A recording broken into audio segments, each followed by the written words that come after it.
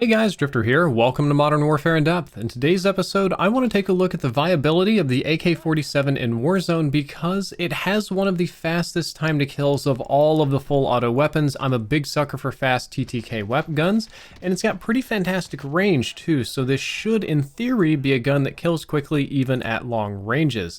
Mathematically speaking, it kills faster than the M4 or Growl, which are both very popular, faster than the Ram 7, Odin, or MP7, and it's really only beaten by the MP5, AUG, FAL, and MG34, and the majority of those weapons don't beat the AK by very much, but we don't see a whole lot of AKs in Warzone, and we don't see a whole lot of YouTubers recommending it. You're gonna ask us, well, why is that? And it has some pretty obvious downsides. The AK-47 has slow handling in terms of having a slower aim down sights time, it has a slower sprint out time, and movement speed isn't particularly awesome on this weapon either. Reload's pretty great. It's got small and difficult to use iron sights, especially when compared to some of the M4 or Growl variants. There are some people that are big fans of the AK iron sights, and I can use them if I have to, but they're not nearly as efficient as some of the other weapons.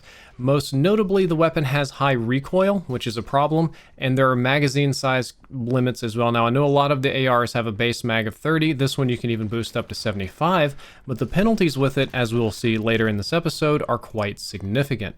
So my goal today is to try to make a faster handling AK-47 that is suppressed, because I pretty much run suppressors on every loadout drop weapon in Warzone. Very rarely will I have an unsuppressed weapon because the disadvantages are just too high.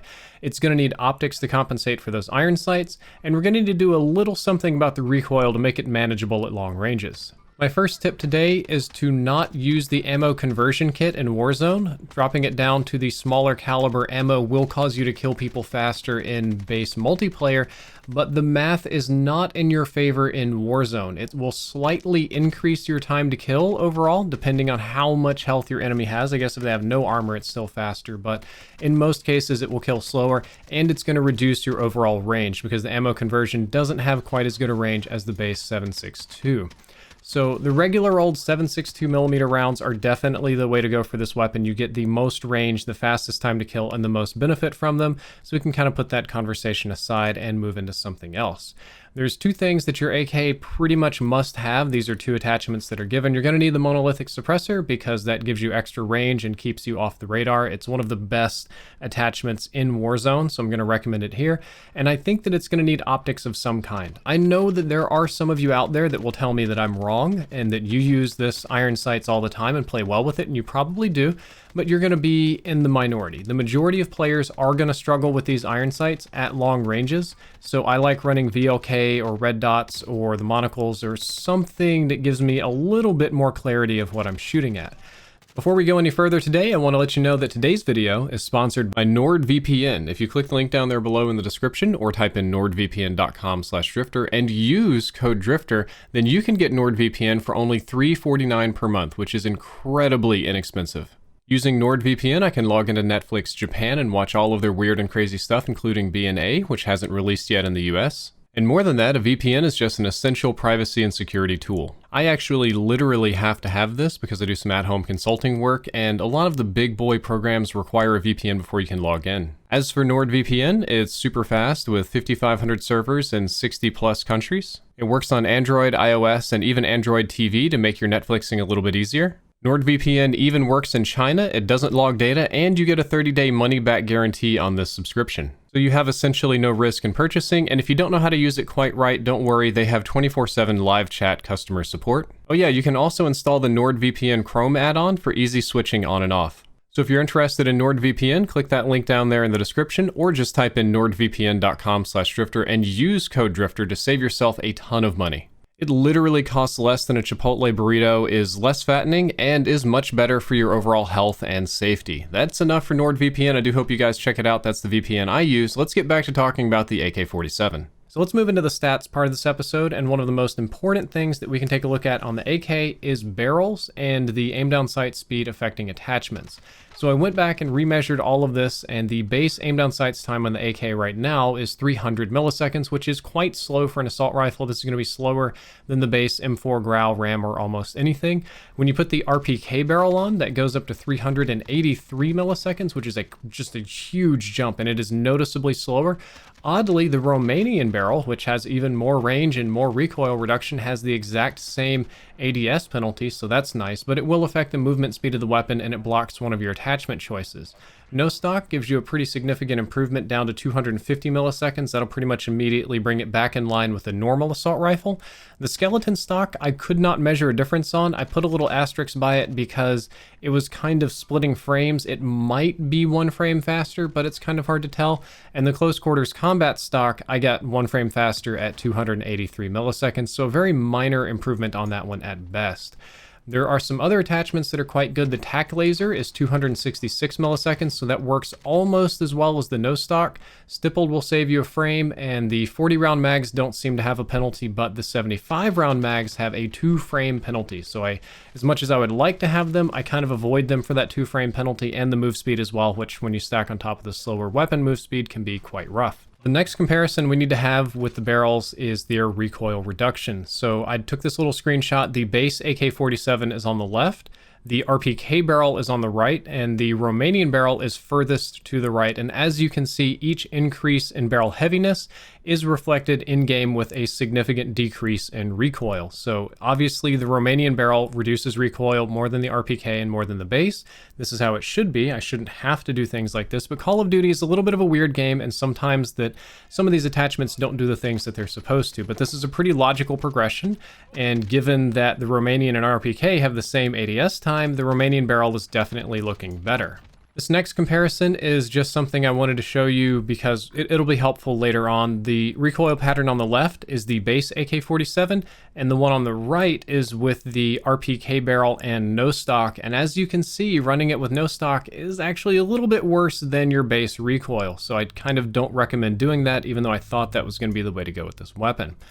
We're going to kind of gloss over damage ranges a little bit because damage ranges on the AK are absurd. When I test for these in base multiplayer, I get ranges of 30, 40, 50 meters plus, 3-shot all over the map. And when you put other barrels on there, it gets even more absurd. I don't think that many of you are going to need to worry about barrel range bonuses in Warzone because they're going to be effectively very similar at the ranges at which the AK is useful. And even the base barrel has really good range, so I think that is a negligible stat to compare to. So after learning all of this information, because we do the testing first, I tried a lot of combinations of attachments and barrels, and I focused really hard on the Romanian barrel because I really genuinely love the recoil reduction on it. But what I found is that there is no good way to keep the AK-47 snappy and responsive with the Romanian barrel attached. As long as that barrel is on there, it's going to be too slow. And if I really stack speed attachments, I start losing things like suppressors and sights, which gets problematic.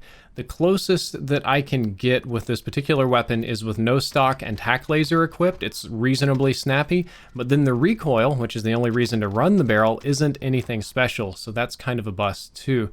And in my opinion, the basic barrel and Merc foregrip will give similar results, or at least workable results compared to the Romanian barrel, but with a much lesser aim down sights penalty. So most of the gameplay that you've seen here has been me using the basic barrel and the Merc foregrip for recoil reduction. At the end of all of this, the class that we ended up with is a pretty basic one. Basic barrel, Merc foregrip, Tact Laser. The Tact Laser is one of the things that helps the weapon a lot. I try to avoid lasers, but it's tremendously beneficial for speeding up aim down sights time. And I know that the basic stock doesn't reduce ADS time that much, so you could trade it with stippled grip, but I keep the stippled grip off to keep my aim stability quite high for the long range engagements.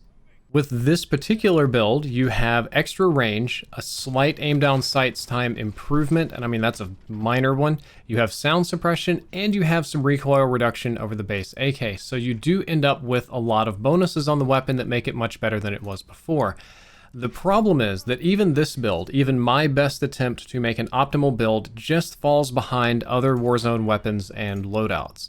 The AK still kicks more than the Grau or M4 and has a slower rate of fire. Now that slower rate of fire isn't something that we've talked about a lot, but when you start missing shots with a slow rate of fire weapon, then your time to kill is going to start increasing significantly, and it's more punishing, and it's difficult to compensate for. If you miss a couple of shots with a high rate of fire weapon, it doesn't matter as much in terms of time to kill and just how the equations work or how you recover from recoil, but slower fire weapons are just much more punishing, and your mag isn't that big to begin with, so you really can't afford to miss too many shots.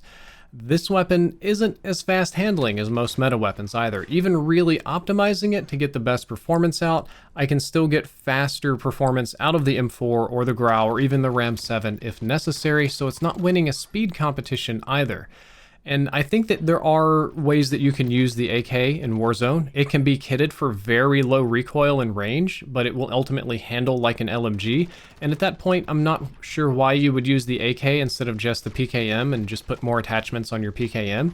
Or you can actually speed it up to be kind of like a normal assault rifle, pretty snappy, almost SMG-like in some cases, but it tends to kick way too much to be easily usable in Warzone, or definitely not usable at the long-range engagements in Warzone, which is what your weapons need to be capable of doing. So after optimizing and playing with and really trying out the AK, what I've discovered is that the AK turns into being a great tool for killing one person at medium range if you're of high skill. If you're a higher skill player and you're playing solos and you don't want to snipe and just kind of hunt people, the AK is a fantastic weapon. It is a top tier weapon for that. But if you're going to start using the AK at longer ranges, it's probably going to kick too much. If you're going to start using the AK in close quarters combat, it's probably going to handle a little bit slowly. And if you start playing trios or quads, then you're not likely to have the ammo to finish off multiple people unless your accuracy is absurd. And I know that I can boost the mags, but doing slow makes my weapon slower and handle worse, which would get me killed more often than just stepping back and reloading, so that's kind of problematic. The other weapons just clobber the AK in terms of ease of use. The AK has awesome range, it has awesome time to kill, it has a sort of like a theoretical or paper value of it being really good, but the reality is the Grau is low recoil, it's spammable, the M4 is low recoil, it's spammable, the Ram 7 can handle really well up close, the SMGs are really snappy and reflexive, they're just much easier to use. You would have to sweat a lot less to use the meta weapons than you would having to use the AK and try to make it viable. And I do not rate the AK47 as being viable in Warzone. And that kind of hurts me because I like to try to say that all guns are viable. I'm the off-meta guy. I'm really the guy that tries to show you cool stuff like the crossbow. But at the end of the day, I do not think the AK-47 is a good gun. It's got a great time to kill. If you're better than me, if your aim is better or something, you know, maybe you can do things that I can't do. Maybe it'll be great for you, but I think the majority of players are going to struggle with this compared to just running an M4. Guys, that's all for this episode of In Depth. I hope that you enjoyed it. I hope that you learned something useful. If you did, don't forget to like, favorite, and subscribe. And please do leave some recommendations for some other off-meta or interesting weapons that I can try. Drifter out.